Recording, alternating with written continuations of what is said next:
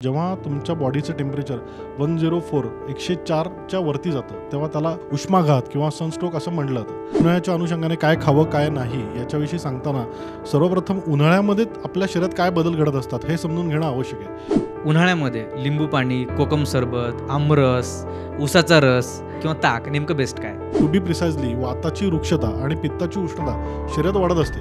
त्यामुळे खाद्यपदार्थांमध्ये तुम्ही प्रामुख्याने पचायला हलके, पित्त शमवणारे आणि स्निग्ध पदार्थांचं सेवन करणं गरजेचं आहे. तर या दिवसांमध्ये पित्तामुळे एकतर त्वचा खूप कोरडी पडते, काही जणांना त्वचा लाल होते, काही जणांना त्वचेला खाज येते. वातामुळे त्वचा खूप कोरडी पडणं हा अनुभव पेशंटना येतो. पित्त शमवण्यासाठी विशेष कुठल्या आहाराचा किंवा कुठल्या पदार्थांचा आपण आपल्या आहारामध्ये समावेश केला पाहिजे? दूध आणि फळ हा याला आपण विरुद्धान्न म्हणतो, पण आंबा हा त्यासाठी अतिशय अपवाद आहे. सनस्ट्रोक जर झाला तर इमिजिएटली काय ॲक्शन घेतली पाहिजे आपण? सप्रेम नमस्कार, विनंती विशेष द पोस्टमनमध्ये आपल्या सर्वांचं स्वागत आहे. मी तुमचा पोस्टमन अक्षय. आज तुमच्यासाठी घेऊन आलो आरोग्याचं पत्र. मित्रांनो, आजचं पत्र हे लिहिले तुमच्यासाठी वैद्य विश्वास घाडगे यांनी. घाडगे सरांनी याआधी आपल्यासोबत संवाद साधलेला आहे. आजचा जो विषय आहे तो आहे आजच्या ऋतूला अनुसरून. सध्या जो उन्हाळा सुरू आहे, या उन्हाळ्यामध्ये आपलं आयुर्वेदानुसार आपलं आहार कसा असला पाहिजे, आपला व्यायाम कसा असला पाहिजे, उष्माघात जर झाला, सनस्ट्रोक जर झाला तर त्यावर काय उपाय केले पाहिजे, या विषयावरती सरांनी आपल्यासोबत सविस्तर संवाद साधलेला आहे.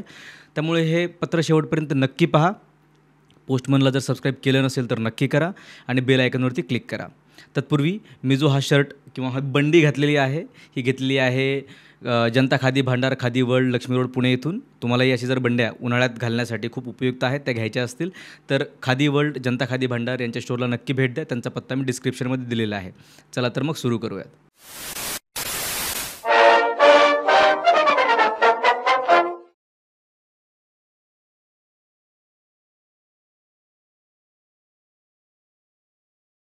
नमस्कार सर. नमस्कार अक्षय.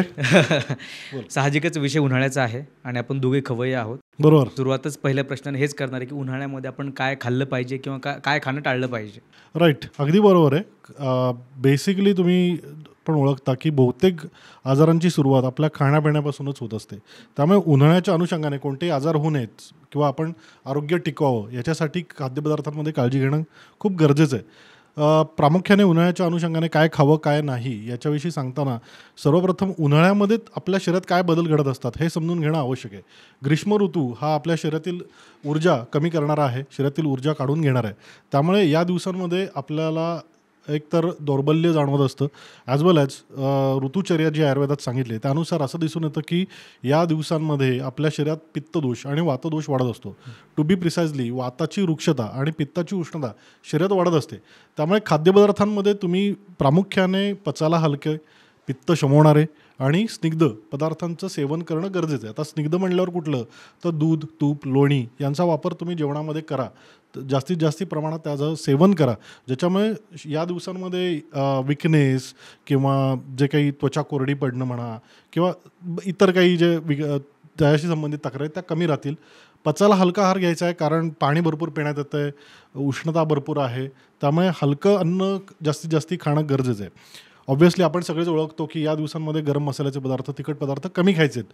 मग काय तुमच्या आहारामध्ये समावेश असला पाहिजे तर जास्तीत जास्त कोथिंबीर, धने, जिरे यांचा वापर तुम्ही अन्नपदार्थ बनवताना भरपूर करा. पुदिन्याची चटणी, पुदिना याचा वापर भरपूर करा. नॉर्मली या दिवसांमध्ये उन्हाळ्यामुळे विकनेस, चक्कर येणे यासारख्या तक्रारी असतात, तर माठाचं पाणी तुम्ही जास्तीत जास्त पिणं गरजेचं आहे. माठाच्या पाण्यामध्ये तुम्ही थोडंसं वाळा किंवा पुदिना घालून ते पाणी दिवसभर भरपूर प्या. या दिवसांमध्ये जर तुम्हाला थोडं अजीर्ण झाल्यासारखं वाटत असेल तर त्या दरम्यान तुम्ही सुंठ आणि धन्याचा काढा करून तो दिवसातून एकदा तरी सेवन करा, ज्याच्यामुळे काय होईल की पोटाच्या समस्या कमी राहतील. विकनेस कमी राहण्यासाठी स्निग्ध पदार्थ, पित्त शमवण्यासाठी पुदिना, धने, जिरे यांच्यासारख्या घटकांचा भरपूर सेवन हे तुम्हाला नक्कीच उपयोगी ठरेल. तुम्ही पित्ताचा विषय काढला की उन्हाळ्यामध्ये पित्त आपलं जास्त वाढतं. ज्यावेळेस पित्त वाढलं, समजा ज्यांची प्रकृती पित्ताची आहे किंवा काही लोकांचं विनाकारण पित्तही वाढतं, प्रकृती पित्ताची नसली तरीही, ठीक आहे, तर अशा वेळी पित्त शमवण्यासाठी विशेष कुठल्या आहाराचा किंवा कुठल्या पदार्थांचा आपण आपल्या आहारामध्ये समावेश केला पाहिजे? एकदम छान प्रश्न आहे खरं तर, की पित्त वाढल्यानंतर काय करावं. अगदी साधे सोपे उपाय आपण याच्यात समजून घेऊ की पित्त वाढल्यानंतर आता ऑब्व्हियसली पित्ताची जाणीव आपल्याला कशा प्रकारे होते तर पित्त वाढल्यानंतर ऑब्व्हियसली त्या व्यक्तींना पहिल्यांदा पोटामध्ये संवेदना जाणवतात, ज्याच्यात मेनली पोटात छातीत जळजळणे किंवा घशाशी आगाग होणे यासारख्या तक्रारी असतात. तर याच्यामध्ये पुदिन्याचा वापर खूप चांगला होतो. म्हणजे एक पुदिन्याचं पान अशा वेळेस चावून खाल्लं तर त्यांनी तुमची पित्ताची जळजळ लवकर कमी व्हायला मदत होऊ शकते. किंवा दुसरं आहे कोथिंबिरीचा रस तुम्ही जर घेतलात तर त्यानेसुद्धा पटकन ती जळजळ कमी व्हायला मदत होते. आता सेकंडली पित्तामुळे काही व्यक्तींना रात्रीच्या वेळेस हातापायांची आगाग झालेली जाणवत असते. तर त्यासाठी तुम्हाला काय करता येईल, तर रात्री झोपताना तळपायाला तुम्ही शतदूत घृत किंवा साधं गाईचं तूप जर पायाला चोळलं त्या काशाच्या वाटीने तर तुमच्या शरीरातील उष्णता कमी व्हायला मदत होते. ॲज वेल ॲज पित्ताची उष्णता कमी व्हायला मदत होते आणि ॲज वेल ॲज शांत झोप लागायलाही मदत होते. असा प्रकारचा पादभ्यंग हा शांत झोप यायला आणि तुमच्या डोळ्यांची निगा राखण्यासाठी भरपूर उपयोगी पडतो. कारण उन्हाळ्याच्या दिवसात काही काही व्यक्तींना डोळ्याचे विकारसुद्धा वाढत असतात. आणि थर्ड, उन्हाळ्यात प्रामुख्याने दिसणारं म्हणजे काही जणांना युरिनला जळजळतं, युरिन पास करतेवेळी आगाग होते किंवा मूळव्याधीसारखे त्रास होतात, शौचाला गेल्यानंतर आगाग होत असते. तर मग याच्यामध्ये तुम्ही ऑब्व्हियसली मगाशी सांगितल्याप्रमाणे पुदिन्याचा वापर करू शकताय किंवा बेसिकली लघवीच्या जळजळीसाठी जर तुमच्याकडे चंदनाचं खोड घरात असेल तर चंदन उगाळून त्या चंदनाचा गंध थोडासा मधाबरोबर चाटण केला तर लघवीची जळजळ आणि लघवी पास केल्यानंतर जो काही दुर्गंध येत असतो ते पटकन कमी व्हायला मदत होते. याचप्रमाणे जर शौचाला गेल्यानंतर आगाग होत असेल तर पिकलेल्या केळाचा एक बारीक तुकडा आणि त्यात थोडंसं कापुराचा तुकडा घालून जर तुम्ही खाल्लत तर त्याने तुमच्या म्हणजे मूळव्याधीसारखा जो त्रास आहे की शौचाला गेल्यानंतर आगाग खूप होते त्या ठिकाणी, ते कमी व्हायला मदत होऊ शकते. Okay, perfect. आणखीन एक असा प्रश्न आहे हो, की उन्हाळा म्हटलं की बरीच लोक रील्समध्ये सांगतो की हे खा ते खा. बरोबर आहे. तर उन्हाळ्यामध्ये खाण्यासाठी असा कुठला पदार्थ आहे की जो लोक सांगतात की हा चांगला आहे राईट, परंतु तो चांगला नाही आहे आयुर्वेदाच्या दृष्टीने? बरोबर आहे. ह्याच्यामध्ये रील्स बघून लोकांचा समज होतो की नाही मला माहिती नाही, पण एक सर्वसामान्य लोकांचा समज आहे की उन्हाळ्यामध्ये दही भरपूर खावं, दही थंड आहे, दह्याने उष्णता कमी होते. तर हे एक्झॅक्टली अपोजिट आहे. आयुर्वेदानुसार दही हे उष्ण आहे, पचायला जड आहे, तिन्ही दोषांना वाढवणार आहे. दह्याचा अभिसंधी गुण आहे, त्याच्यामध्ये मेनली दही शरीरातील पाण्याचं शोषण करतं, दह्यामुळे अंगाला सूज येते. आजाराच्या संदर्भात बोलायचं झालं तर ज्यांना आम्लपित्त आहे त्यांच्या तक्रारी दह्याने वाढतात. ॲज वेल ॲज दह्याने संधिविकार वाढू शकतात. ज्यांना पूर्वीपासून सांध्यांना सूज आहे, सांधे दुखत आहेत, अशा व्यक्तींचे सांधेदुखी दही खाल्ल्यानंतर वाढलेली दिसून येते. आणि सर्वात महत्त्वाचं म्हणजे ॲलर्जीज. दही खाल्ल्यानंतर स्किन ॲलर्जीज खूप वाढतात. काही जणांना म्हणजे इवन हे पण बघायला मिळालं की दही खाल्ल्यानंतर सर्दीची तक्रार वाढते. ओके. पण याच ठिकाणी एक वेगळा अपवाद सांगतो तुम्हाला की जर सर्दी झालेली असेल तर दह्यामध्ये जर मिरपूड घालून घेतली, स्पेसिफिकली जर नाक चोंदलेलं असेल तर दह्यामध्ये थोडीशी मिरपूड घालून तुम्ही जर सेवन केलं तर तुमचं नाक मोकळं व्हायला मदत होते. पण बघायला गेलं तर दही थोडंसं अपायकारक आहे, त्यामुळे उन्हाळ्यात खाणं चुकीचं आहे. आणि त्याच ठिकाणी लोकांचं असं म्हणणं असतं की दही खाल्ल्याने थंड थंड वाटतं किंवा पित्ताची उष्णता कमी होते, तर तसं काही होत नाही. त्यामुळे नक्कीच हा एक जरा चुकीचा समज आहे लोकांमध्ये. ओके, मग दही अपायकारक आहे परंतु त्याच दह्याचं जे ताक बनतं ते चांगलं आहे का? परफेक्ट आहे. हा प्रश्न पण खूप चांगला आहे, कारण याच्यामध्ये ना दह्यामध्ये जेव्हा रूपांतर केलं जातं ताकामध्ये तेव्हा त्याचं गुणांतर होतात. म्हणजे काय असतं की दह्यामध्ये पाणी घालून तेव्हा जेव्हा त्याला घुसळलं जातं तेव्हा त्याचं पूर्णपणे कॅरेक्टरिस्टिक्स बदलतात आणि ते पचायला पूर्णपणे हलकं होतं. विशेष करून वातशमन करणारं होतं, पित्ताचं शमन करणारं होतं, पोटासाठी खूप चांगलं आहे. ज्यांना पोटाच्या समस्या ज्या जसं की पोटात गॅसेस धरत आहेत अशा व्यक्तींनी ताकामध्ये थोडं हिंगपूड आणि थोडी जिरेपूड घालून घेतली तर त्यांचं पोटातले गॅसेस कमी व्हायला मदत होतील. ज्या व्यक्तींना कायम कॉन्स्टिपेशनसारख्या तक्रारी आहेत त्यांनी ताक नियमित सेवन करावं, तर ते ताकामुळे पण त्यांच्या गट मुवमेंट सुधारतात आणि पोट नैसर्गिकरित्या साफ व्हायला मदत होते. थर्ड थिंग, मूळव्याधीच्या बाबतीमध्ये किंवा पाईल्सच्या विकारामध्ये आयुर्वेदिक ग्रंथामध्ये चिकित्सा सांगताना सांगितलं की ताकामुळे जे अर्शांकूर असतात म्हणजे जे काही मूळव्याधीचे कोंब आलेले असतात ते कमी व्हायला मदत होते.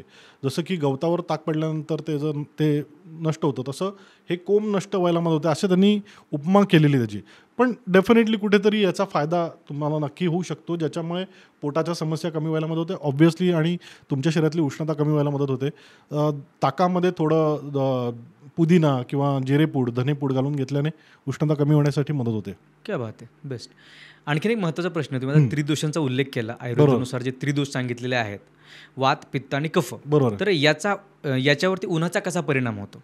येस, जे मी या या कार्यक्रमाच्या सुरुवातीलाच जे म्हणलं की उन्हाळ्यामध्ये जी काही उष्णता आहे, आता कसं की आपला पित्त हा तेज महाभूताशी निगडीत आहे आणि जसं वातावरणातलं ऊन वाढतं आहे तसं शरीरातील उष्मा वाढतो आणि पित्तदोष वाढतो, ॲज वेल ॲज वृक्षता असते या ऋतूमध्ये. विशेष करून हिवाळ्यात आणि उन्हाळ्यात शरीरातील वृक्षता वाढत असते, तर त्या वृक्षतेच्या अनुषंगाने शरीरातील वातदोष देखील वाढतो. मग याच्या अनुषंगाने लोकांना स्किनमध्ये किंवा शरीरात काय फरक दिसतात, तर या दिवसांमध्ये पित्तामुळे एकतर त्वचा खूप कोरडी पडते, काही जणांना त्वचा लाल होते, काही जणांना त्वचेला खाज येते. वाताच्या अनुषंगाने बोलायचं झालं तर या दिवसात वातामुळे त्वचा खूप कोरडी पडणं हा अनुभव पेशंटना येतो. विशेष करून या दिवसांमध्ये व्यक्तींना मग तळहाताला आणि तळपायाला या वातपित्त दोषांमुळे तळहाताला आणि तळपायाला भेगा खूप पडतात. बऱ्याच जणांना ओठ उकलल्यासारखे जाणवतात किंवा उष्णतेचा जर येणं म्हणतो आपण, ओठाच्या बाजूला फाटल्यासारखं होतं. काही जणांना या दिवसांमध्ये रात्री स्पेसिफिकली झोप येत नाही, कारण वातपित्त दोषाचा या ठिकाणी संबंध असतो. ॲज वेल ॲज पोटाच्या थोड्या बहुत समस्या जाणवतात, या कुठेतरी पित्तदोषाशी निगडीत असतात. Okay, perfect. आणखीन एक होतं की उन्हाळ्यामध्ये आपला व्यायाम कसा असला पाहिजे? येस, ऑब्व्हियसली मी म्हणेन की कम्पेअर्ड टू हिवाळा, इतर जे ऋतू आहेत त्या ऋतुमानानुसार या ऋतूमध्ये आपला व्यायामाचं प्रमाण कमी असलं पाहिजे. कारण जो मी काही उल्लेख मगाशीच केला होता की हा एक आदान म्हणजे शरीरातील तुमच्या ऊर्जा काढून घेणारा ऋतू आहे, त्यामुळे तुमची ऊर्जा तुम्ही सांभाळली पाहिजे. जर ती ऊर्जा तुम्ही व्यायामात अधिक वापरली गेली तर त्यांनी तुमच्या दैनंदिन जीवनामध्ये काम करताना त्याचा परिणाम होऊ शकतो. म्हणजे दिवसभर तुमची एनर्जी डाऊन वाटू शकते, ज्याच्यामुळे इरिटॅबिलिटी आहे किंवा विकनेस आहे, पायाला क्रॅम्प्स आहे, यासारखी लक्षणं उत्पन्न होऊ शकतात. टू बी प्रिसाइजली जर व्यायाम कुठला करायचा असं म्हणलं तर या दिवसांमध्ये तुमच्या एकूण शक्तीच्या अर्धाच व्यायाम तुम्ही करणं एक्सपेक्टेड आहे.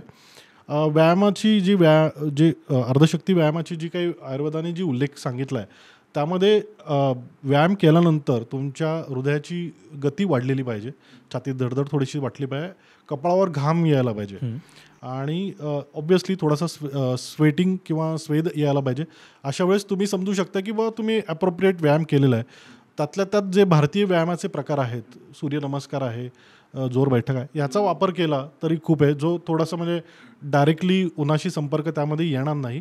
आणि डेफिनेटली व्यायाम करायचा आहे तर तो तुम्ही पहाटे किंवा ब्राह्ममुहूर्तावर करणं एक्सपेक्टेड आहे, ज्याच्यामध्ये वातावरणाची उष्णता तुमच्या व्यायाम करताना शरीरावर परिणाम करणार नाही.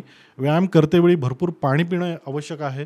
व्यायाम केल्यानंतर लिंबू सरबत किंवा काही थोडंसं एनर्जेटिक आपण ज्याला म्हणू, फॉर एक्झाम्पल इलेक्ट्रोलाइट पावडर टाकलेलं पाणी वगैरे हे घेणं एक्सपेक्टेड, कारण घामावाटे क्षार जात असतात. तर ती एक काळजी व्यायाम करते वेळेस घेणं गरजेचं आहे.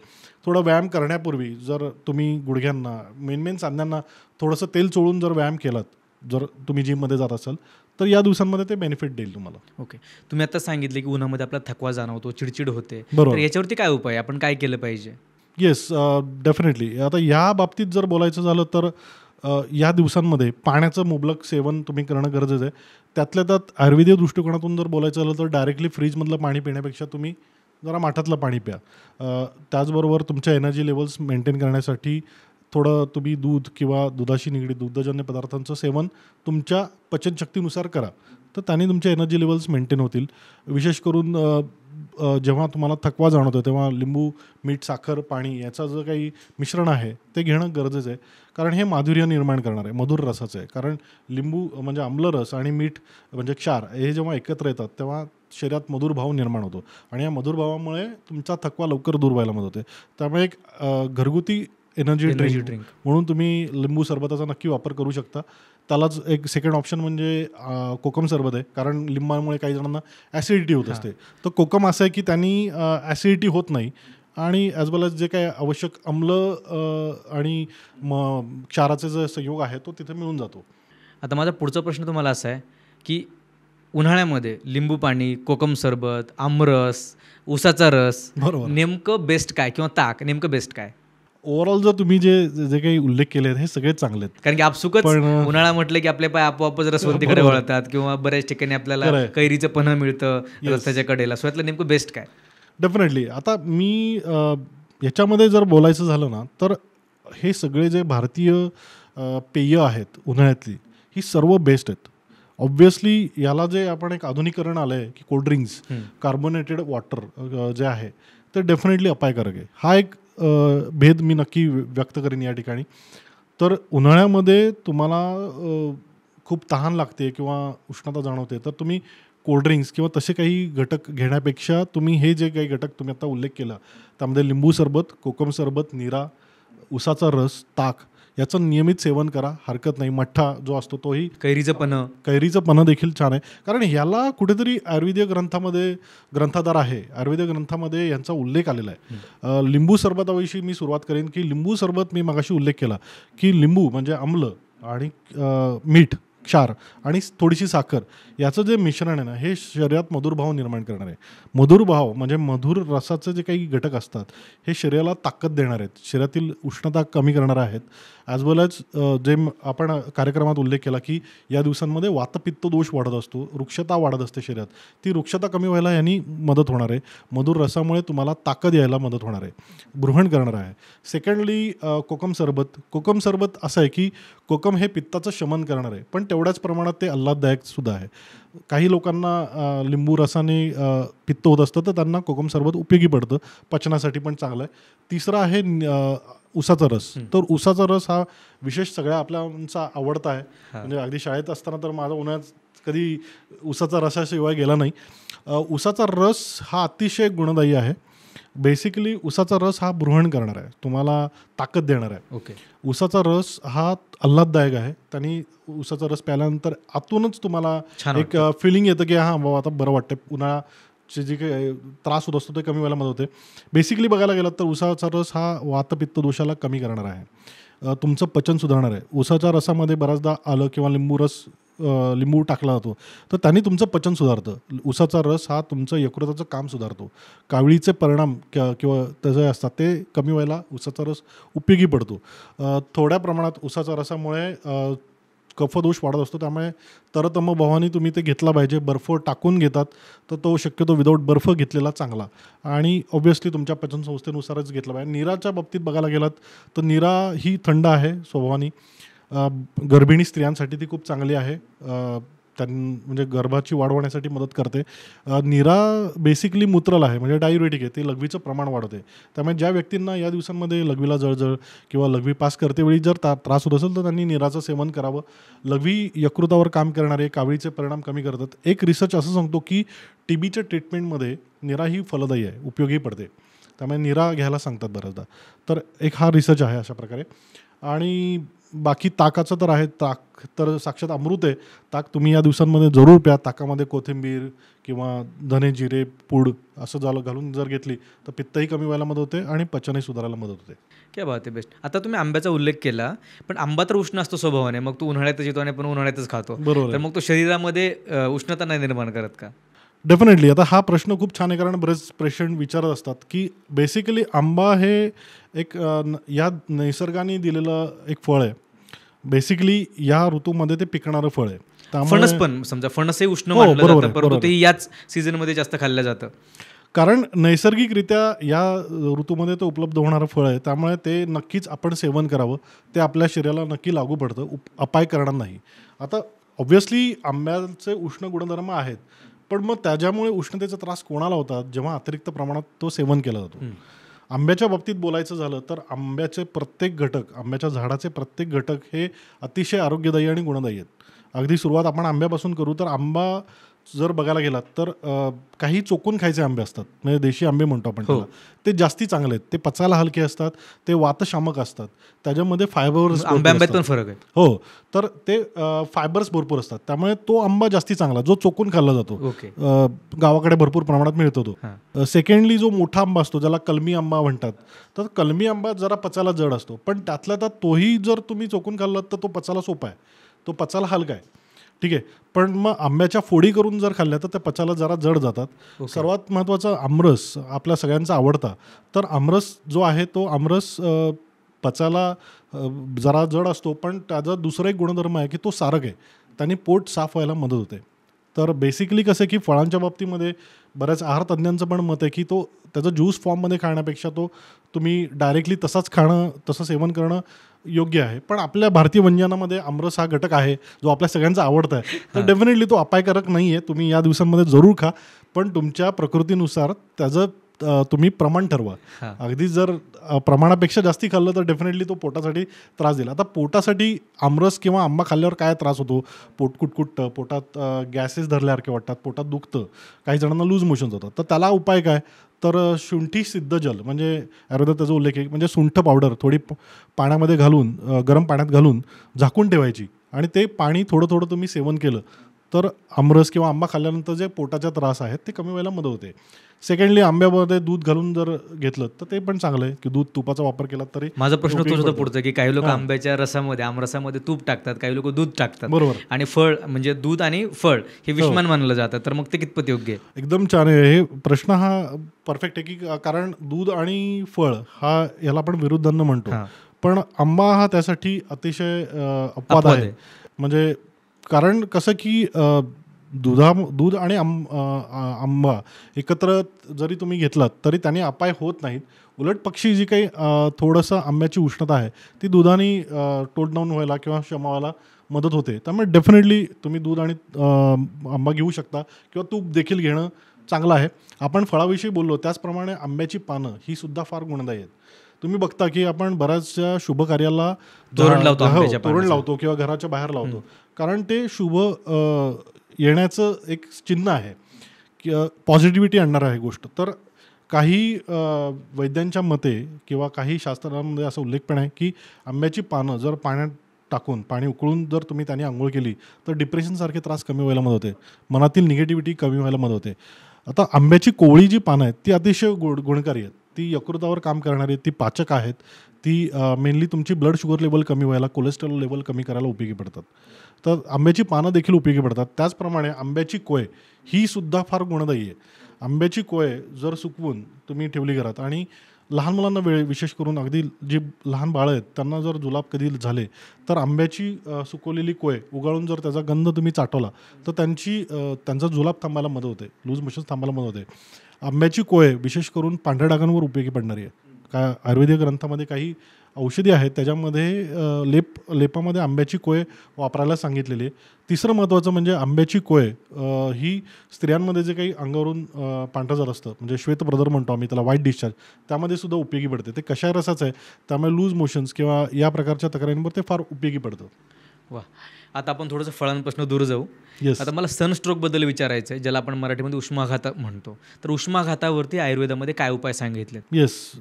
सर्वप्रथम सनस्ट्रोक काय असतो आपण हे समजून घेऊ. सनस्ट्रोकचं निदान कधी होतं, जेव्हा तुमच्या बॉडीचं टेम्परेचर 104च्या वरती जातं, 104 फॅरनहाईटच्या वरती जातं, तर तेव्हा किंवा 40 डिग्री सेल्सिअस याच्या वरती जेव्हा जातं तेव्हा त्याला उष्माघात किंवा सनस्ट्रोक असं म्हटलं जातं. लक्षणं जर बघितली तर प्रामुख्याने स्किनशी संबंधित त्या बाबतीत नॉर्मल लक्षणं काय दिसतात, तर त्या व्यक्तीला डोकं दुखायला लागतं, चक्कर येते, त्याचा तोल जायला लागतो, प्रलाप करू लागतो, म्हणजे त्याला डिसओरिएंटेशन व्हायला लागतं, काय कुठे काळ वेळ स्थळ कळत नाही किंवा बेशुद्ध अवस्था येते. काही जणांना सीझर्स, फिट पण येऊ शकतात. स्किनच्या बाबतीमध्ये त्वचेवर तुमच्या लालसर चट्टे येतात किंवा त्वचा भाजल्यासारखी होते. आणि सर्वात महत्त्वाचं जे सिस्टमिक जे बदल आहेत त्यामध्ये एकतर तुमच्या रॅपिड हार्टबीट दिसून येते किंवा तुमचं श्वसनाचा वेग वाढतो, श्वसन घ्यायला अडचण होते. सर्वात महत्त्वाचं म्हणजे मसल क्रॅम्प्स, पोटांना पायाला क्रॅम्प्स भरपूर प्रमाणात यायला लागतात. तर ओव्हरऑल जर बघितलं तर उन्हामुळे किंवा उकाड्यामुळे शरीरातील क्षार कमी झाल्यामुळे ही सगळी लक्षणं उत्पन्न होत असतात. तर याच्यात जे एक सर्वसामान्य उपाय जे आहेत ते सनस्ट्रोक नाही तर नॉर्मल व्यक्तींनी उन्हाळ्याचा त्रास होत असताना काय काय करावं याच्याविषयी आपण थोडंसं एक सविस्तर बघूयात. तर त्यात प्रामुख्याने मी म्हणेन की शक्यतो माठाचं पाणी प्या. त्याच्यामध्ये माठाच्या पाण्यामध्येच तुम्ही जर थोडा पुदिना किंवा वाळा घालून जर प्यायलात तर त्यांनी तुमचा शरीरातील उष्णता कमी व्हायला, सनस्ट्रोकसारखा त्रास कमी व्हायला मदत होऊ शकेल. सर्वात महत्त्वाचं म्हणजे या दिवसांमध्ये तुम्ही दुधी भोपळ्याचा ज्यूस प्या. दुधी भोपळ्याच्या ज्यूसमध्ये थोडंसं तुम्ही पुदिना घालून, दुधी भोपळाचा ज्यूस, पुदिना, थोडेसे जिरे चिमूटभर मिरेपूड घालून जर तुम्ही घेतली तर पचन सुधारायला आणि हे कळायला मदत होते. आमच्या कोल्हापूरमध्ये आंबील प्यायला जातं, ते आंबील एक फार चांगला उपाय आहे. आमच्याकडे लातूरलाही असतं. येस येस वेळा मोसायला विशेष बनतं आमच्या बरोबर. इथे. तर हे आंबील अतिशय सुंदर आहे, तुम्ही उन्हाळ्यात घेणं हे पौष्टिक आहे. उष्णता कमी करतं, पचन सुधारतं. त्यात जे लसूण आणि हे जे घटक वापरलेले आहेत त्यांनी पचनही चांगलं राहायला मदत होते. बाकी आपण मगाशी उल्लेख केल्याप्रमाणे लिंबू सरबत, कोकम सरबत याचं सेवन करा. जर तुमच्या आजूबाजूला कोणाला जर सनस्ट्रोक झाला असेल तर त्यावेळेस काय उपाय करतात? हा, माझा पुढचा प्रश्न तोच होता की आता आपत्कालीन उपाययोजना काय? Yes. सनस्ट्रोक जर झाला तर इमिजिएटली काय ऍक्शन घेतली पाहिजे? बरोबर. तर त्याविषयी बोलायचं झालं तर तुम्ही आईस पॅडचा वापर करू शकता. Ice pad mainly ice pad किंवा ओलं कापड, गार पाण्याने ओलं केलेलं कापड हे गळ्याभोवती तुमच्या आर्मपीटवर किंवा इथे तुम्ही ठेवायचं, जांघेमध्ये ठेवायचं. त्यांनी थोडंसं टेम्परेचर कमी व्हायला मदत होते. किंवा डायरेक्टली त्या माणसाला ओल्या कापडाने गुंडाळून टाकायचं. ठीक आहे. त्याचबरोबर त्याला भरपूर पाणी प्यायला द्या. जर अगदीच बेशुद्ध अवस्थेत असेल तर तोंडावर पाणी मारा, कारण पाण्याला आश्वासकारक म्हणलेलं आहे. श्वास येण्यासाठी ते मदत करतं. तर अशा वेळेस जर कोणी बेशुद्ध अवस्थेत किंवा संभ्रमावस्थेत असेल तर त्याच्या तोंडावर जरा पाणी शिंपडा, गार पाणी शिंपडा, तर त्यांनी तो शुद्ध अवस्थेत यायला मदत होईल. ॲज वेल ॲज त्याला इलेक्ट्रोलाइट पावडर घातलेलं पाणी दिलं तुम्ही किंवा जर डिहायड्रेट केलं आणि जवळच्या दवाखान्यात घेऊन गेलं तर ते जास्त योग्य राहील. कारण स्वतः उपाय करत बसण्यापेक्षा ऑब्व्हियसली काही अजून आपत्कालीन उपाय करणं गरजेचं असतं. बरोबर आहे. तर पुढचा असा प्रश्न आहे की उन्हामध्ये ज्यावेळेस इच्छा नसते आपली बाहेर पडायची, पण ज्यावेळेस नाईलाजाने बाहेर पडायला लागतं, त्यावेळेस कुठले तेल आहे, कुठला मलम आहे किंवा कुठली विशेष काळजी घेतली पाहिजे आपण की ज्याने आपल्याला उन्हाचा त्रास कमी होईल? ऑब्व्हियसली आता ह्याच्या बाबतीत बोलायचं झालं तर उन्हामध्ये जाताना तुम्ही जर स्किन खूप कोरडी पडत असेल तर थोडंसं तुम्ही त्याच्यासाठी बदामाचं तेल तुम्ही चेहऱ्याला, हाताला लावलं तर स्किन मऊ राहील आणि ऊन बांधणार पण नाही. किंवा ज्या व्यक्तींना, काही असे व्यक्ती असतात की ज्यांना उन्हात गेल्यानंतर चेहरा काळवंटतो किंवा चेहऱ्याची खूप आगाग होते, तर अशा व्यक्तींनी चेहऱ्याला जर ॲज अ मॉइश्चरायझर म्हणून शतधौतघृत वापरलं तर ते खूप चांगलं आहे. किंवा साधं गाईचं तूप जरी लावलं तरी ते खूप चांगलं आहे. याच्यामध्ये प्रामुख्याने त्वचेचा कोरडेपणा कमी करण्यासाठी बदामाचं तेल या दिवसांमध्ये किंवा तिळाचं तेल उपयोगी पडतं. अजून एक म्हणजे एरंड तेल देखील भरपूर उपयोगाचं आहे. म्हणजे जर तुमची त्वचा, हातापायाची त्वचा खूप कोरडी पडते, उन्हामुळे त्यांना रखरखते, तर एरंडाचं तेल जर लावलं त्याला तर ते खूप चांगलं उपयोगी पडेल या दिवसांमध्ये. आणखीन एक कपड्यांबद्दल बोललं जातं की उन्हाळ्यामध्ये कपडे कसे असले पाहिजेत. आता हा जो घातलेला आहे खादीचा बंडी किंवा पांढरे कपडे, हलके कपडे घातले जातात असं सांगितलं जातं. तर नेमकं त्याचं काय लॉजिक आहे किंवा काय असं आहे का काही? नक्कीच. कारण बघायला गेलात ना तर जे काही भारतीय आपली जी काही परंपरा आहे ही सर्व ऋतुमानांना अनुसरून आहे. त्यामुळे नक्कीच भारतीय परंपरेनुसार या दिवसांमध्ये खादीचे, कॉटनचे जे काही कपडे वापरले जातात जे बंडी स्वरूपात आहेत किंवा हाफ स्लीव्ज आहेत की ज्याच्यातून हवा खेळती राहते, ब्रिदिंग क्लोथ्स असतात ते, तर त्यातून काय होतं की तुमच्या शरीराला चा आणि हवेचा संपर्क राहतो. ऑब्व्हियसली पांढरा कपडे घालण्याच्या बाबतीतलं एक फिजिक्स सगळ्यांनाच माहिती की पांढरा रंग हा सर्व उष्णतेला आणि अल्ट्राव्हायलेट किरणांना परिवर्तित करतो, त्यामुळे शरीरातील उष्णता वाढून देत नाही. आणि सेकंडली कसं आहे की पांढरा रंग हा कोणाला उठून दिसतो, त्यामुळे डेफिनेटली तुम्ही वापरा. या दिवसांमध्ये तो चांगलाच आहे. त्यांनी उष्णता वाढणार नाही, उष्णतेचा त्रासही होणार नाही. बरोबर, परफेक्ट. तर पुढचा प्रश्न असा आहे की उन्हाळ्यामध्ये टॅनिंग खूप होतं, पिगमेंटेशन, रॅशेस किंवा स्किनवरती ॲलर्जी होते. बरोबर आहे. खूप जास्त प्रमाणामध्ये जाणवते ती. तर यावेळी काय केलं पाहिजे आपण? आयुर्वेदिक काय उपाय? एक्झॅक्टली. खूप चांगला आहे हा प्रश्न, कारण हा बऱ्याचदा श्रोत्यांकडून विचारला तो पेशंटला विचारायचं असतं. तर बेसिकली उन्हाचा परिणाम तुमच्या त्वचेवर अशा प्रकारे होतो तेव्हा त्याच्या मागची कारणमीमांसा समजून घेणं गरजेचं आहे. जर बघायला गेलं तर तुम्हाला जर उन्हामध्ये गेल्यानंतर चेहरा काळवंटोय किंवा अंगावर रॅश येते तर ऑब्व्हियसली हे पित्त दोषाशी निगडीत आहे. पित्ताची उष्णता जेव्हा शरीरात वाढलेली असते तेव्हा डेफिनेटली ही लक्षणं उत्पन्न होत असतात. त्यामुळे त्या पित्ताचं शमन करणं गरजेचं आहे. त्यानुसार औषधोपचार तुम्ही वैद्यांकडून घेणं गरजेचं आहे. एक्सटर्नली तुम्ही काय करू शकता याच्याविषयी बोलायचं झालं तर टॅनिंग कमी करण्यासाठी तुम्ही 2-3 घटकांचा वापर करू शकता. त्यात सर्वात प्रथम मी उल्लेख करीन तो म्हणजे कुमकुमादी तेल. कुमकुमादी तेल म्हणजे बाजारात मिळते? हो, सहजपणे कुठल्याही आयुर्वेदिक औषधांच्या दुकानात मिळतं. कुमकुमादी तेलामध्ये केशरचा वापर केलेला आहे. तर हे कुमकुमादी तेल चेहरा स्वच्छ रात्रीचा धुवून तुम्ही कुमकुमादी तेल नुसतं जर चेहऱ्याला लावलं तर 2-2 थेंब सगळीकडे तुम्ही घेऊन लावलं तर त्यांनी खूप सुंदर फायदा होणार आहे. तुमचं टॅनिंग कमी व्हायला मदत होऊ शकेल. अगदी डिटॅन किंवा कुठल्या प्रकारचे तुम्हाला फेशियल्स करण्याची पण गरज नाही आहे. सेकंडली अजून एक घरगुती उपाय म्हणजे अशाच प्रकारे 3 ते 4 केशर आपण चमचा 2 चमचाभर दुधामध्ये भिजत ठेवा 10-15 मिनटं. त्या दुधामध्ये दूध थोडासा दुधाचा रंग बदलला की त्या दुधामध्येच तुम्ही बदाम आणि दुसरं म्हणजे जायफळ उगाळून ते जर चेहऱ्याला लावलं तर त्यानेसुद्धा टॅनिंग कमी व्हायला मदत होऊ शकते.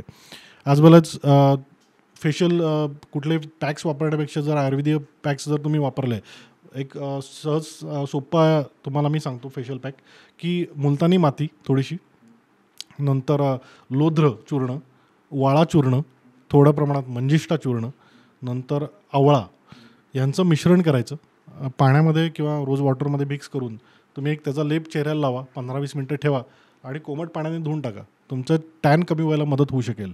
ऑब्व्हियसली तुम्हाला जर शरीरातून उष्णता कमी करण्यासाठी काही औषधं घ्यायची असतील तर त्यामध्ये चंद्रकला रस किंवा कामधुदा रस याचं जर तुम्ही सेवन केलं तर शरीरातील उष्णता कमी व्हायला मदत होईल, ज्याच्यामुळे तुमचा चेहऱ्यावरचा जे काही लाल होणं चेहरा किंवा टॅन येणं आहे ते कमी व्हायला मदत होऊ शकेल. विशेष करून बृहदहरिद्राखंड नावाचं चूर्ण आयुर्वेदिक औषधांच्या दुकानात मिळतं. ते जर तुम्ही सेवन केलं तर त्यानेसुद्धा तुमचे उष्णतेचे विकार, ॲलर्जीज, चेहऱ्यावर येणारे टॅन कमी व्हायला मदत होऊ शकेल. आणखीन एक प्रश्न आहे महत्त्वाचं याला धरूनच, तुम्ही सांगितलं आयुर्वेदिक फेस पॅक वगैरे सांगितले, तर आता उन्हाळा आला की लोक आवर्जून सांगतात की तुम्ही सनस्क्रीन लावल्याशिवाय बाहेर पडू नका, जेणेकरून तुमचं टॅनिंग होणार नाही, किंवा फेस वॉश वापरायला सांगतात. तर आयुर्वेदामध्ये काही सनस्क्रीनला अल्टरनेटिव्ह आहे की तुम्ही सनस्क्रीनच लावायला पाहिजे? बेसिकली सनस्क्रीन का लावलं होतं तर अल्ट्राव्हायलेट किरणांचा तुमच्या त्वचेवर परिणाम होतो म्हणून. तर त्याला ऑप्शन म्हणजे मगाशी उल्लेख केल्याप्रमाणे कुमकुमाचे तेल त्याला उपयोगी पडू शकतं, किंवा बदामाचं तेल थोडंसं तुम्ही जर चेहऱ्याला लावलं थोड्या प्रमाणात की त्याने काय होतं की चेहरा वर एक चांगला मॉइश्चर क्रिएट होतो. अल्ट्राव्हायलेट किरणाचा तुमच्या त्वचेवर जो परिणाम होत असतो त्यातील सेल्स इन्फ्लेम होत असतात, आतून त्यांना सूज येत असते आणि त्याचा परिणाम चेहऱ्यावर दिसत असतो. तर ते होऊ नये ह्याच्यासाठी बदामाचं तेल किंवा कुमकुमाचे तेल उपयोगी पडतं, किंवा थोड्या प्रमाणात शतदौत घृत ह्याचं जर तुम्ही त्याला ॲप्लिकेशन केलं तर ते definitely as a good moisturiser आणि एक सनस्क्रीन लोशन म्हणून डेफिनेटली उपयोगी पडू शकतं. Okay, perfect. आणखीन एक आता थोडंसं आपण शेवटाकडे येऊ या व्हिडिओच्या. एखाद्याला दिवसभरात फार कमी वेळ मिळतो स्वतःसाठी, 10-15 मिनिटच मिळतात, तर त्याने ह्या 10-15 मिनिटांमध्ये काय काळजी घेतली पाहिजे स्वतःची, त्वचेची, आरोग्याची उन्हाळ्यामध्ये? बरोबर. उन्हाळ्याच्या अनुषंगाने डेफिनेटली मगाशी आपण जो उल्लेख केला तो म्हणजे दिवसभरामध्ये जे काही खाताय ते प्रमाण कमी ठेवा, हलका आहार घ्या, तळलेले, तेलकट आणि बेकरीचे पदार्थ हे कमी ठेवा, साखरेचं प्रमाण कमी ठेवा. सेकंडली दररोज हलका व्यायाम करा, जो तुम्हाला घरातल्या घरात करता येईल किंवा थोडंसं सहजरित्या होईल, ज्याच्यामध्ये उन्हाचा जास्ती संपर्क येणार नाही याची काळजी घ्या. दैनंदिन जीवनामध्ये वावरताना अधिकाधिक पाण्याचं सेवन करा, वेगवेगळ्या फळांचा ज्यूस घ्या. आपण या दिवसांमध्ये कलिंगड आता बाजारात भरपूर आहे, कलिंगडाचा रस या दिवसात भरपूर घ्या. कलिंगडाचा रस खूप चांगला आहे, कारण कलिंगड ही फळ असं आहे की त्याच्यामध्ये जवळपास 95% पाणी आहे. त्यामुळे कलिंगड भरपूर सेवन करा. त्यांनी काय होतं की तुमच्या शरीरातलं डिहायड्रेशन भरून यायला मदत होते. सेकंडली कसं आहे की कलिंगड तुमचं युरिक ॲसिड लेवल पण कमी करायला उपयोगी पडतं. सेकंडली कलिंगड हे स्किनसाठी आणि मुतखड्यासाठी पण उपयोगी पडतं. ह्याच्यामध्ये बघायला गेलं तर या दिवसांमध्ये जे काही विनाकारण भूक लागते त्या दरम्यान कलिंगड किंवा कलिंगडाचा ज्यूस घेतला तर काय होईल की तुमचं अननेसरीली वेगळं काही खाण्यापेक्षा तुम्ही जर कलिंगडाचा रस घेतल्यामुळे तुमची भूक शमायला मदत होईल, वजन कमी राहायला मदत होऊ शकेल. सेकंडली रात्रीची झोप शांत घ्या. उन्हाळ्यात बऱ्याचदा लोकांना रात्री शांत झोप लागत नाही. अशा वेळेस थोडंसं दही, बारीक चिरलेला कांदा आणि खसखस याचं एक चमचाभर मिश्रण रात्रीचं जर घेतलं तर ते फार उपयोगी पडतं. मगाच्या विषयामध्ये कांदा याचा उल्लेख पण करणं तितकंच उपयोगाचं आहे, कारण कांदा जो कच्चा कांदा असतो तो सुद्धा शरीरातली उष्णता कमी करतो. ज्यांना झोप लागत नाही त्यांनी कांद्याचं सेवन केलं थोडंसं तर ते डेफिनेटली उपयोगी पडेल. तर कांद्याचे औषधी गुणधर्म तसेच आहेत की ते पित्ताचं शमन करणार आहे, तुम्हाला झोप निद्राजनन करणारा आहे, त्यामुळे तसे उन्हाळ्यातल्या झोपेसाठी ते उपयोगी पडू शकतं. कांद्यावरनं पुढचा प्रश्न मला असं विचारायचं आहे तुम्हाला, की बरीच लोक म्हणतात की खिशामध्ये जर कांदा घेऊन जर आपण फिरलो दिवसभर तर उन्हाचा त्रास कमी होतो. ह्यात खरंच तथ्य आहे? ह्याच्या बाबतीत फार म्हणजे याच्या बाबतीत एक्झॅक्ट काही मत मांडणं जरा चुकीचं राहील, कारण काही जणांच्या त्यामध्ये भावना आहेत. त्यामुळे पण फक्त खिशात बाळगण्यापेक्षा तो जर तुम्ही थोड्या प्रमाणात सेवन केलात तर त्याने तुमची उष्णता कमी व्हायला मदत होते, असं माझं मत आहे. आणि माझी आजी सांगते की बाहेर पडताना खिशामध्ये एक छोटा कांदा घेऊन जायचं म्हणजे ऊन लागत नाही असं म्हणते. हां, याचं एक दोन गोष्टी असू शकतात की एकतर म्हणजे उष्णता जाणवली तर तुम्ही त्याचं सेवन करू शकता आणि जर चक्कर आली, फिट आली तर त्याचा तसा वापर करू शकता. त्यामुळे डेफिनेटली कांदा हा एक त्या ठिकाणी आपत्कालीन योजना म्हणून वापरू शकता. बरोबर. आणखी नाही काय, खूप लोकांना उन्हाळ्यामध्ये खूप जास्त घाम येतो, अतिरिक्त घाम येतो आणि ते घामाची दुर्गंधी येते. खूप बरोबर लोकांना आहे, बरोबर आहे. त्रास होतो त्याचा, दुर्गंधीचा. तर त्याच्यावरती काय उपाय? घाम कमी यावा किंवा घामाची दुर्गंधी येऊ नये. बरोबर. बघायला गेलात ना तर अतिरिक्त घाम येणं हे पित्ताच्या उष्णतेचं लक्षण आहे. आणि सेकंडली स्वेदाधिक्य म्हणू आपण त्याला, हे मेददृष्टीचं पण लक्षण आहे. म्हणजे ज्या व्यक्तीच्या बाबतीत फॅट पर्सेंटेज जास्त आहे, मेदधातू वाढलेला आहे, त्या व्यक्तींना घाम जास्त येतो. आणि सेकंडली ज्या व्यक्तींच्या बाबतीमध्ये शरीरात उष्णता भरपूर आहे त्यांनाही घाम भरपूर येतो. आता जेव्हा केव्हा आणि तिसरं महत्त्वाचं म्हणजे की पित्ताची उष्णता जेव्हा शरीरात मुरलेली असते तेव्हा त्यांच्या घामाला दुर्गंधी पण येते आणि घामाचे डाग त्यांच्या कपड्यांना पडू लागतात, पिवळसर डाग पडतात अंडर गार्मेंट्समध्ये. तर बेसिकली हे पित्ताशी निगडीत असल्यामुळे पित्त शमवणारे औषधींची योजना तिथे करणं गरजेचं असतं. प्रामुख्याने त्यामध्ये कामधुदा रस आणि चंद्रकला रस या 2 गोळ्या फार उपयोगी पडतात. उन्हाळ्यामध्ये बऱ्याच जणांना पित्ताच्या उष्णतेमुळे घाम येण्याबरोबरच लघवीला जळजळ किंवा तुमच्या शौचाच्या जागी आगाग होणे, काही स्त्रियांना युरिन पास होताना जळजळणे, अधिक प्रमाणात या दिवसात अंगावरून जाणे यांसारख्या तक्रारी असतात. तर त्यांना उशिरासव हे फार उपयोगी पडणार आहे. उशिरासव म्हणजे वाळा वापरलेला त्यामध्ये, तर त्याच वाळायुक्त पाण्याचं सेवन करा, त्यांनी तुम्हाला भरपूर मदत होऊ शकेल. याचबरोबर जर बघायला गेलात तर घामाची दुर्गंधी घालवण्यासाठी तुरटी फार उपयोगी पडते. म्हणजे तुम्हाला जर ज्या ठिकाणी खूप घाम येतोय त्या ठिकाणी जर तुम्ही तुरटी फिरवली तर तुमचा घाम कमी व्हायला मदत होते, घामाचा दुर्गंधही कमी व्हायला मदत होते. याचबरोबर बघायला गेलात तर उद्वर्तन हा जो उपाय आयुर्वेदात सांगितला आहे त्याचा वापर करायचा. म्हणजे त्यामध्ये प्रामुख्याने तुम्ही जर त्रिफळा, वाळा, नंतर लोध्र आणि मंजिष्ठा, खदीरसार ह्या औषधींचं मिश्रण, पावडरचं मिश्रण करा, थोडंसं पाण्यात कालवून त्याची पेस्ट बनवा आणि सर्वांगाला आपण ज्या दिवाळीच्या वेळेस उठणं लावतो तशा प्रकारे उद्वर्तन करा आणि नंतर आंघोळ करा. तर यांनीसुद्धा तुमचं घाम कमी व्हायला मदत होईल, घामाची दुर्गंधी कमी व्हायला मदत होईल. ज्या व्यक्तींच्या बाबतीमध्ये वजन जास्त आहे, फॅट पर्सेंटेज वाढलेलं आहे, त्यांनी वजन कमी करण्याच्या बाबतीमध्ये तसं काळजी घेणं गरजेचं आहे. पचनातल्या काही बिघाडांमुळे सुद्धा ती गोष्ट होत असते, तर ऑब्व्हियसली त्याला नाडी परीक्षेद्वारे निदान करून त्याप्रमाणे ट्रीट करावं लागतं. घामाची दुर्गंधी कमी होण्यासाठी बाकी पण इतर वनस्पतींचा वापर केला जातो, ज्याच्यामध्ये प्रामुख्याने अनंतमूळ आहे, मंजिष्ठा आहे, यांचा वापर केला जातो किंवा महामंजिष्ठादी काढ्यासारख्या औषधीचं सेवन केलं जातं. बऱ्याच जणांना 12 महिने हातापायांना घाम येत असतो, तर तो घाम हा शरीरातील उष्णता वाढल्याचं लक्षण आहे. त्यावर ते उष्णता कमी करणारे जर उपाय मगाशी सांगितल्याप्रमाणे जर केले तर ते उपयोगी पडू शकतात. बऱ्याच लोकांना उन्हाळ्यामध्ये हातापायांना भेगा पडतात किंवा काही लोकांच्या हाताची सालं जातात. बरोबर आहे. त्याला आपण उष्णता आहे असं म्हणतो. तर त्याच्यावरती काय उपाय आहे आयुर्वेदामध्ये? ह्या आजाराला स्पेसिफिकली जळवात म्हटलं जातं, ज्याच्यामध्ये तळपायाला भेगा खूप पडतात किंवा त्वचा तिथली जाड होते, काही जणांना त्या ठिकाणी खाज पण येत असते. तर बेसिकली या ठिकाणी काय झालेलं असतं की रक्तामध्ये वातपित्त दोष वाढलेला असतो, वाताची रुक्षता आणि पित्ताची उष्णता रक्तामध्ये वाढल्यामुळे तळहाताला आणि तळपायाला भेगा पडत असतात. तर त्याला औषधी भरपूर आहेत, त्यापेक्षा घरगुती उपाय आपण प्रामुख्याने बघितले तर आमसुलाचं तेल हे फार उपयोगी पडणार आहे. आमसुलाचं तेल जर तुम्ही तिथं लावलं तर त्याच्यामध्ये खूप हिलिंग प्रॉपर्टीज आहेत. तुम्ही आमसुलाचं तेल लावल्यामुळे बेसिकली त्याच्यामध्ये व्रणरोपक म्हणजे बारीक कट पडल्यासारखेच असतात त्या जखमा, त्यामुळे त्या भरून यायला मदत होऊ शकते. त्याच ठिकाणी जर खूप त्वचा जाड होत असेल, खूप कोरडी पडत असेल तर तुम्ही शतदौत घृत याचा वापर तुम्ही सकाळ संध्याकाळ हातापायांना लावायला करा किंवा गाईचं तूप लावलं तर ते सुद्धा फायद्याचं ठरतं. कोरफडीचा गर हा अतिशय उपयोगी पडणार आहे, कारण कोरफडमध्ये सुद्धा वुंड हिलिंग प्रॉपर्टीज आहेत, व्रण भरून आणणारे घटक आहेत त्यामध्ये, त्यामुळे सुद्धा त्या जखमा भरून यायला मदत होते. काही जणांना त्या जखमांमधून रक्त येत असतं तर त्या ठिकाणी ते नक्की उपयोगी पडतं. काही जणांच्या बाबतीमध्ये जर जखमा रक्त येत असेल किंवा तिथे ठसठस असेल तर काय करायचं की त्रिफळाचा काढा करायचा. त्रिफळाचा काढा चांगला कापडातून गाळून घेऊन त्यामध्ये तुमचे पाय भिजत काही 5-10 मिनटं तुम्ही ठेवले तर त्यांनीसुद्धा त्या जखमा क्लिअर होऊन त्या जखमा भरून याला मदत होऊ शकते. आयुर्वेदिक औषधांमध्ये शतदौतघृत आहे. सेकंडली जिवंतादी यमकम किंवा जिवंतादी क्रीम म्हणून आहे किंवा बाजारात पाददारी मलम म्हणून मिळतो, तो जर तुम्ही तिथे लावला तर तुमच्या जखमा भरून याला मदत होऊ शकते. आता एक शेवटचा प्रश्न माझा असा आहे की उन्हाळ्याच्या दृष्टीने आपल्या घरामध्ये असे कुठले औषधं, आयुर्वेदिक औषधं, कुठल्या वनस्पती आपण आपल्या घरामध्ये लावल्या पाहिजेत किंवा ठेवल्या पाहिजेत की ज्या आपल्याला कामाला पडतील? बेसिकली आपल्या आयुर्वेदात बरेचसे असे घटक आहेत जे आपण आपल्या स्वयंपाकात वापरत असतो. त्यामध्ये सर्वात आहेत पहिला आहे धने, दुसरं आहे आपण नेहमी जेवल्यानंतर खातो ते बडीशेप. तर उन्हाळ्याच्या अनुषंगाने काही पित्ताचे त्रास होत असतील किंवा अपचन होत असेल तर थोडे एक चिमूटभर धने आणि चिमूटभर बडीशेप यांची भरड करून तुम्ही जर पाण्यात उकळली आणि तो काढा दररोज सकाळी अनाशापोटी घेतला तर पित्ताची उष्णता आणि पचनाचे त्रास जायला मदत होऊ शकते.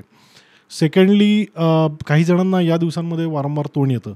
तर तुमच्याकडे जर छोटी बाग असेल आणि बागेमध्ये जर जास्वंदाचं झाड असेल तर जास्वंदाची पानं ही उपयोगी पडतात. जास्वंदाची पानं तुम्ही जर चावून त्याचा चोथा केला आणि तो थुंकून दिला तर तुम्हाला वारंवार येणारं तोंड कमी व्हायला मदत होऊ शकते. तिसरं महत्त्वाचं म्हणजे या दिवसांमध्ये काही जणांना शरीरात भरपूर उष्णता जाणवते किंवा पोटात छातीत जळजळतं, त्यांना पुदिना हे फार उपयोगी पडतो. तर ह्या गोष्टी तर ऑब्व्हियसली घरात आहेच आहेत. पण मग इथं याच्याबरोबर तुम्ही औषधी काय काय ठेवू शकता तर त्यामध्ये आपण 2-3दा उल्लेख केलेला कामधुदार रस ही गोळी अतिशय छान आहे, पित्ताची उष्णता कमी करणारी आहे. त्याचबरोबर उशिरा सव ठेवा.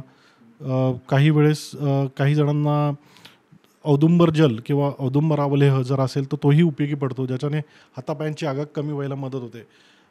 मगाशी उल्लेख केल्याप्रमाणे कांदाही अतिशय उपयोगी पडणार आहे. म्हणजे असं आहे ना की तुम्हाला थोडे आयुर्वेदाचं ज्ञान असेल ना तर तुम्ही औषधी म्हणून घरातल्या बऱ्याचशा गोष्टी या दिवसांमध्ये वापरू शकाल. तर एक सर्वसामान्य जे पित्ताच्या आणि उष्णतेच्या तक्रारी आहेत त्यामध्ये हे 2-3 गोष्टी फार उपयोगी पडणार आहेत. या दिवसांमध्ये पोट साफ राहावं आणि पित्ताचा निचरा व्हावा म्हणून अभिपत्तिकर चूर्ण रात्री झोपताना घ्या, ते फार छान आहे. ज्येष्ठमध चूर्ण घरात ठेवा. मगाशी उल्लेख केल्याप्रमाणे जर तोंड येत असेल वारंवार तर तुम्ही ज्येष्ठमध उगाळून जर त्याचा तुम्ही त्या तोंड आलेल्या ठिकाणी जर लावलात तर ते तुमचं तिथला व्रण भरून यायला मदत होऊ शकेल. त्याचबरोबर आमसुलाचे तेल हे भेगांसाठी आहे.